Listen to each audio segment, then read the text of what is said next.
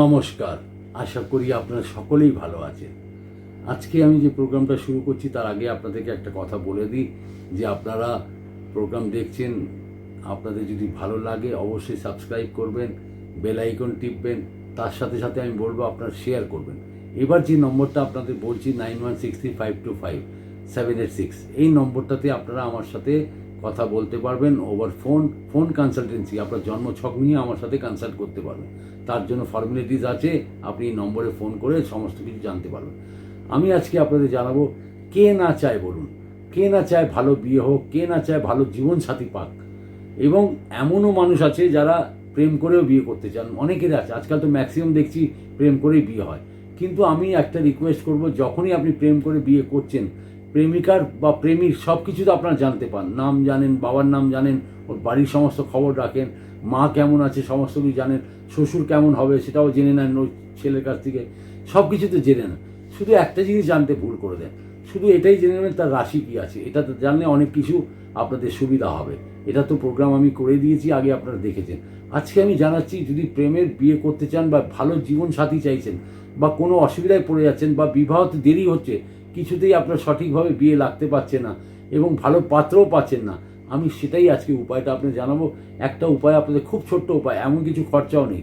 দেখবেন আপনারা বিশ্বাস রাখুন, আমি আপনাদের বলি, আমি যতগুলো টিপস টোটকা আপনাদেরকে দিই, এর মধ্যে কিছু আছে বলি, শাস্ত্রের মধ্যে কিছু উল্লেখ আছে এবং এগুলো প্রমাণিত, তার ফলাফল নিশ্চিত।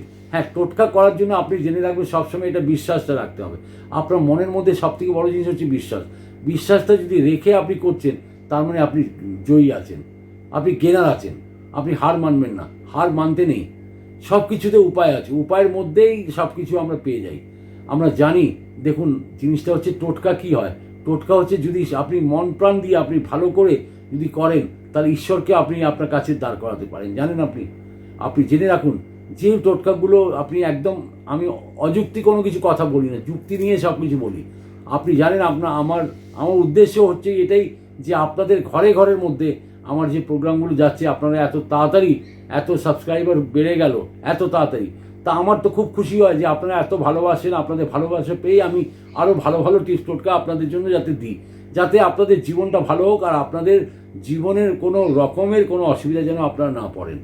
আজকে যেটা বলছিলাম, যে ভালো জীবনসাথী চাইছেন, বা ভালো প্রেমিকা চাইছেন, বা ভালো প্রেমিক আপনি চাইছেন, বা জীবনে কোনো রকমের অসুবিধা দেখা যাচ্ছে বিয়ে করতে গিয়ে, বা বিয়েতে দেরি হচ্ছে, বা বিবাহে বাধা পড়ছে, সব রকমের জিনিস একসাথে মিশিয়ে আছে। আপনি একটাই উপায়ের মধ্যে অনেক কিছু জিনিস আছে, তা আপনি করতে পারেন।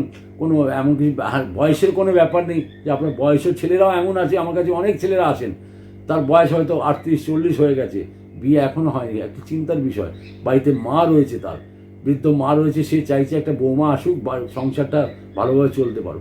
কে না চায় বলুন? আপনারা নিশ্চয়ই চাইছেন। একটা মেয়ে বসে রয়েছে বাড়িতে, মেয়ে যদি বসে থাকে, কত বাবার বুকে কত কষ্ট। একবার রিয়েলাইজ করে দেখুন, তার বাবার কত কষ্ট, যে আমার মেয়েকে আমি বিয়ে দিতে পারছি না। তার মানে বুঝতেই পারছেন, সেই কষ্টটাকে যাতে, আমি চাইছি সেই কষ্টটা কোনো লোকের না হয়। তা আমি উপায়টা যেটা বলছি, আপনারা সামান্য উপায় এটা করবেন। একাদশীর দিনে আপনি, শুক্লপক্ষের একাদশীর দিনে 11টি লবঙ্গ নেবেন, 11টি লবঙ্গ নেবেন, আর অল্প কর্পূর নেবেন। 11টি লবঙ্গ, অল্প কর্পূর, 5টা ময়ূর পালক নেবেন। ময়ূর পালক শুধু ডাঁটিটা রাখবেন না, শুধু উপর দিয়ে কেটে কেটে এরকম যা হয় সাইজ, ময়ূর পালক 5টা নিয়ে নেবেন। সেটাকে নিয়ে একটা বাটির মধ্যে রেখে সেটাকে কর্পূর দিয়ে পুড়িয়ে দিন। সব কটা পুড়ে গেল, আপনার 11টি লবঙ্গ, 5টি ময়ূর পালক পুড়ে গেল, আর তার মধ্যে কর্পূর দিয়ে পুড়িয়ে দিলেন। এবার তৈরি হয়ে গেল কি ভস্য তৈরি হলো। এই ভস্যটাকে নিয়ে কি করবেন, আপনি একটা গোল মাদুলি নেবেন, রাউন্ড মাদুলি হয়, সেটা নেবেন। সেই মাদুলির মধ্যে এটাকে ভরে দিন, ভস্যটাকে যখন আপনি ভরে দিচ্ছেন, শ্রীকৃষ্ণের সামনে রাখবেন, বা এই যে মাদুলিটা তৈরি করলেন, শ্রীকৃষ্ণকে পরিয়ে দেবেন। একাদশীর দিনেই পরিয়ে দেবেন।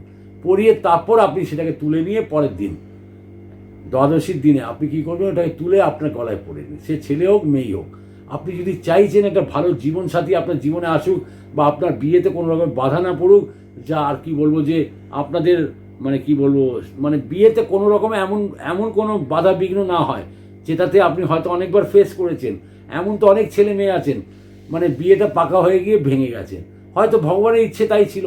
এবার যাতে আপনার পরিবারও চাইছে, সামনেওয়ালার পরিবারও চাইছে যে আপনাদের বিয়ে হয়ে যাক, কিন্তু কোনো না কোনো বাধা এমন পড়ে যাচ্ছে, বা এমন কিছু মেয়ে যেমন হয়তো হয়তো মেয়েদের মধ্যে একটা কি বলবো যে মনে ভীষণ কষ্ট হয়, তার একবার বিয়ে পাকা হয় যদি ভেঙে যায় তারা ভীষণ কষ্ট পায়। সত্যি আমাদের পুরুষের মন তো তাও স্ট্রং থাকে এই ব্যাপারে, কিন্তু ওই ব্যাপারে আপনি মেয়েদের মন পুরোপুরি একদম বলবো যে ভেঙেই যায়।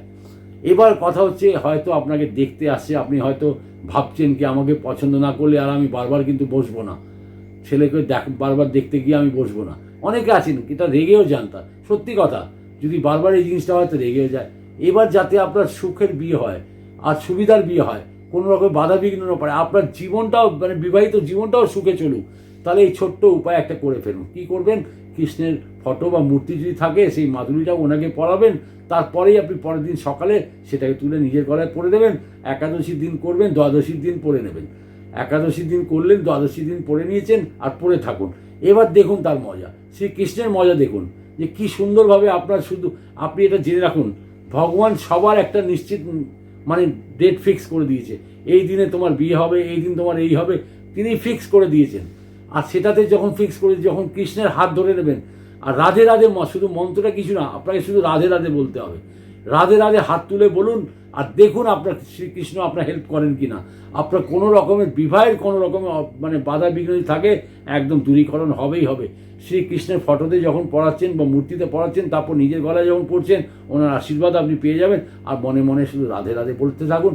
11টি লবঙ্গ বললাম, 5টি ময়ূর পালক বললাম, আর একটুখানি কর্পূর দিয়ে সেটাকে পুড়িয়ে সেই ভস্যটাকে নিয়ে মাদুলিতে ভরে জাম করে নেবেন ভালো করে। মাদুলিটা আপনার রূপোরও হতে পারে, তামারও হতে পারে, কোনো অসুবিধা, যেটা খুশি নিতে পারেন।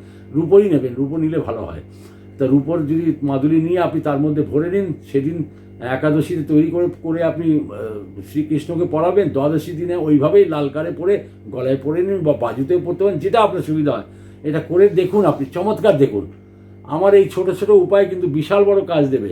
ভালো থাকুন, সুখে থাকুন, আনন্দে থাকুন। আবার দেখা হবে। নমস্কার।